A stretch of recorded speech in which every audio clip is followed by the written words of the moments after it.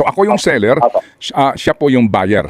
Opo, ito po Opo. ay motorsiklo o kotse. Okay. Ano po ang obligasyon ko bilang seller under the order?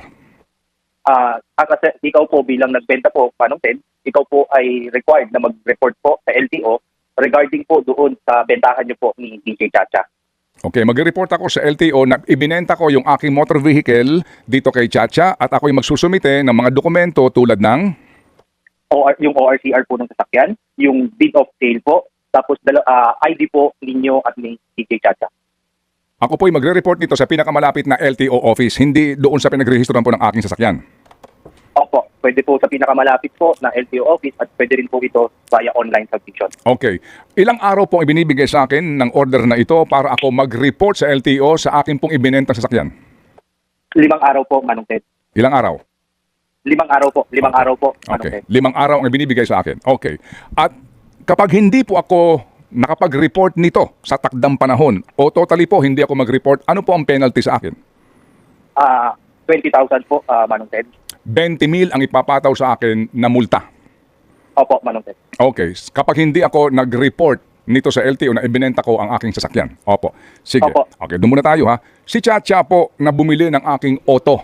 At meron din siyang kopya po ng aking driver's license, ID ko at ng deed of sale. Opo. Ilang araw po naman, ano po ang nakatoka sa kanya? Siya naman po ay dapat i-transfer na ang sasakyan na kanyang nabili po sa inyo within 20 working days po from the execution of the deed of sale. Okay. To. 20 days po. Magmula noong 20 working days po. 20 working days. Magmula po nung notaryuhan yung pong aming deed of Opo. sale. Okay. Opo. Ano po ang kaparusahan ni Chacha kapag hindi niya po ito na ipatransfer po ng pangalan yung auto o yung motorsiklo? 20,000 din po, Manong Ted. 20,000 ang kanya pong kaparusahan. Kapag hindi siya Opo. nakapag-file po ng change of ownership within 20 days, magmula po ng notaryuhan, yung pong deed of sale. Okay, opo. Opo, Manong Ted. Kailan po ito effective, attorney? Ito po ay na-publish po noong August 30, 15 days after po naging effective siya. So September 16 po, Manong Ted. So effective na po ito September 16, 2024. Opo, Manong Ted. Okay. Doon po sa mga nangyari na mga bentahan, before po inilabas ito pong memorandum na ito, administrative order na ito ng August 30, ano po ang mangyayari doon sa bentahan po ng motor vehicle before na ito po inilabas na order? Nakasaad din po sa ating administrative order, Manong Ted, na meron po silang, for the seller, meron po silang 5 araw para mag-report at para sa buyer, 20 working days para po i-post yung transfer from the effectivity of the administrative order, which was noong September 16 na po. So ibig sabihin po, lumalabas na retroactive po ito. Yung binibigyan po natin ng fresh period po yung mga nagbenta before the effectivity ng 5 araw at 20 days from the effectivity po ng administrative order. Attorney, to answer my question po, retroactive ito. Meaning, kung ibinenta ko yung kotse ko 10 years ago, ibinenta ko yung motorsiklo ko 5 years ago, ibinenta ko yung auto ko 1 year ago, sakop ako ng order na ito. Opo. So, retroactive, tama? Opo. Okay. And then, ang multa dito, malaki. 20,000 doon sa seller, 20,000 doon po sa buyer. Ano itong sinasabi na meron pong 40,000 na multa under Section 4.3 ng naturang order? Ito po, Manong Ted, in case po na wala pong reporting at wala rin pong transfer. Nagsama lang po yung 20,000 po, Manong Ted. Okay. So kung ako po ay nagbenta ng motorsiklo ko 1 year ago, hindi ko ito na-report sa takdang panahon na 5 araw, magmula nang ito po ay maging effective. 5 days lang ha. So ibig sabihin, sa ngayon, marami ng violators dito kasi walang alam sa order na ito. Sa ngayon po, ang dami nang mumultahan ng 20,000 dito. So nangangahulugan po na kung ako ay hindi nakapag-report ng aking sale, ng aking motorsiklo o sasakyan, at hindi rin ito na iparehistro ng change of ownership, ang magbabayad po yung seller ng 40,000 na multa? Yung seller and buyer po, Manong Ted. Paano yun? Tigka 40,000 kami? Hindi po, tag 20,000 po, Manong Ted. Opo. Sir, attorney, paano mo mumultahan ng pagkalaki-laki ang isang tao nang hindi niya alam noong kanyang ibinenta ito nung panahon na iyon na ito ganito kalaki ang multa? Hindi ho ba, sir, basic po ito na maaring ituring ito na ex post facto law o ex post facto order? Manong Ted, kaya po yung 20 mil po ay nanggaling po ito sa provision po ng Motorcycle Crime Prevention Act. Meron din po kasing nakasaad doon na kailangan i-report po ang lahat ng pagbentahan. Ngayon po, kaya po meron po tayong period, transitory period po after the effectivity for those sellers po na mag-report po sa mga nabenta nila 1 year ago, 2 years ago para po mai-record doon sa sasakyan na inaibenta na po nila ito. Para po ito din kasi sa kanilang ikabubuti dahil kung may mangyari pong aksidente doon sa sasakyan na yun. Yes, sir. Opo.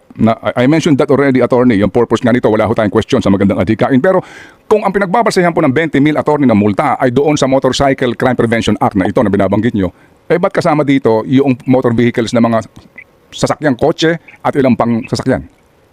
Opo, Manong Ted, this is to synchronize po yung magiging requirement po ng mga bentahan, mapa-motorcycle man po o mapa-sasakyan man po. Opo. Pero kung 20 mil ay may pinanghuhugutan kayong batas tungkol doon sa mga motorsiklo, ano ang legal basis mo na para patawan mo rin ng 20 mil na multa sa nagbebenta ho naman ng kotse? Saan ho nyo hinuhugot ang legalidad doon? Ito po ay under naman po sa 4136 na sa Land Transportation Code na may kapangyarihan po ang ating Assistant Secretary to issue rules and regulation regarding one of them is regarding the transfer of ownership po. Opo. Naintindihan po natin yung poder ng ASEC, ng LTO chief to issue po orders, para po nga sa maayos po ng paparehistro. Pero bakit po 20 mil? Bakit hindi 1,000? Bakit hindi 2,000? Hindi ho ba ito masyadong exorbitant o sobrang laki po ng multa? Kasi po, Manong Ted, yun nga po, para sa motorsiklo po, nakasaad na po doon sa batas na 20 mil. So, we just synchronize po para parehas naman po ang penalty ng motor at ng motor vehicle po, Manong Ted. Okay. So, kung sakasakali po, meron kayo binabanggit na kaninyo ay grace period. Saan po sa provision ng order na ito nakalagay yon? Nasa Section 5 po, Manong Ted, yung transitory period po. Opo. Saan po particular dito? Kasi ang sinasabi lang po dito ay yung pong 5-day for reporting and 20 working days para po sa transfer of ownership. So, kaya nga po kung binenta ko yung sasakyan ko po 1 year ago, kung magkukumahog ako ngayon ditong iparehistro ito, lampas na po itong 20 days na ito kasi October 21 na po ngayon . Opo, Manong Ted. Andun po sa may dulo po ng 5.1, yung 5-day at 20-day working period shall comment from the effectivity of the administrative order. Correct, sir. You just mentioned that. August 30 po ito na ilathala sa UP Law Center. So, bigyan mo ito ng 20 days. Alright? Ngayon po kasi, October 21 na. So, sobra-sobra na po ito. Ibig sabihin, kapag ako ngayon ay pupunta sa LTO, dala ko yung deed of sale ko 2 years ago, 3 years ago, at i-report ko sa inyo, bayad pa rin ako ng 20 mil sa inyo. Case to case po, Manong Ted, kung mai-justify po natin kung bakit hindi natin nagawa po ito, liberal naman po ang pag-construe po namin sa mga roles ng LTO. Attorney, sorry po attorney, sorry po. Naunawaan ko, mahihirapan kayo sumagot, no? Mahihirapan kayo sumagot kasi anong case to case, sir, malinaw dito. Wala naman nakalagay dito na late reporting will be dealt with case-to-case basis. Wala po naman, sir . Di ba? Kaya po ang tanong namin, sir, dito, nagkaroon ba ho ng konsultasyon dito bago ho kayo mag-issue ng ganito pong medyo, again walang question sa adhikain. Walang question po sa inyo pong gustong mangyari, reforma, walang question. But the end does not justify the means perhaps. Kung ganito po na ang lalaki ng multa and then retroactive pa. Walang sinasabi dito na ito po effective lamang lahat ng sale prospective. Dito ho 10 years ago sakop ka pa nito . Even 20 years ago sakop ka pa nito, sir . Nagkaroon ba ho ng consultation, sir, dito? Opo, Manong Ted, ito po katulad nga po nung inyong nabanggit yung ating intention po dito. Marami po kasing nahuli, maraming mga magka-problema po sa amin na wala po sa pangalan po nila yung kanilang mga daladalang sasakyan o motorsiklo po. Opo. And ito nga po yung problema na matagal na pong nararanasan natin na marami pong hindi nagkukos na transfer. Yes, sir. Oo nga po. Hindi, sir. Oo nga po, sir. Wala na ho tayong question doon. Sarado na ho tayo doon, sir. Totoo po ang magandang adhikain nito. Ang punto lang po namin, bakit po ito retroactive at bakit po ang laki ng multa? Kasi po kung ako, ngayon ko lang nabasa ito, ako ngayon ko lang nalaman ito . Kung hindi pa ho nabalita. At marami ho nga nakikinig ngayon sa atin, hindi rin po alam ito. So kung magkukusa kami, pumunta sa LTO, bawat auto na binenta namin sa kasaysayan namin ng pagkakaroon ng auto, 20 mil bawat isa yon. Opo, ganun na nga po, Manong Ted. Oh, wow. Kasi marami po, Okay, katulad sige. po, marami pa. Sige po, ito po, attorney ha. Ganun nga daw mangyayari. Ito, attorney ha. Ano itong magiging penalty? Kasi, ang sabi dito, no? Alright, kapag daw ho hindi mo ito nasunod, no? Yung reportorial, yung pag-report mo na ibinenta mo yung auto mo. Kapag hindi mo rin ito nairehistro, ang sinasabi dito, no? The LTO shall cause the appropriate alarm tag on the said motor vehicle or motorcycle and the driver's license of the seller or his authorized representative. Ano ibig sabihin po Opo. noon? Anong ibig sabihin noon? Anong mangyayari po? Opo, kapag nga nalaman ng LTO na hindi mo na i-report yung pagbebenta mo ng kotse mo at ikaw magkakaroon ng alarm tag doon sa kotse, okay na yun kasi bahala na yung seller doon, yung buyer doon, pero yung lisensya nung may-ari, anong gagawin po kapag nakatag? Katulad din po ito sa sasakyan, Manong Ted. Kapag naka-tag po o naka-alert po yung lisensya, hindi rin po sila makakapag-transact sa amin sa LTO. So kung due na po for renewal, doon po makikita na meron nga po ibinenta na sasakyan na hindi po na inilipat doon sa pinagbentahan niya. Okay, So, so pag nag-renew po siya ng lisensya, malalaman po niya ito na meron po siyang dapat ginawa na hindi niya po ginawa.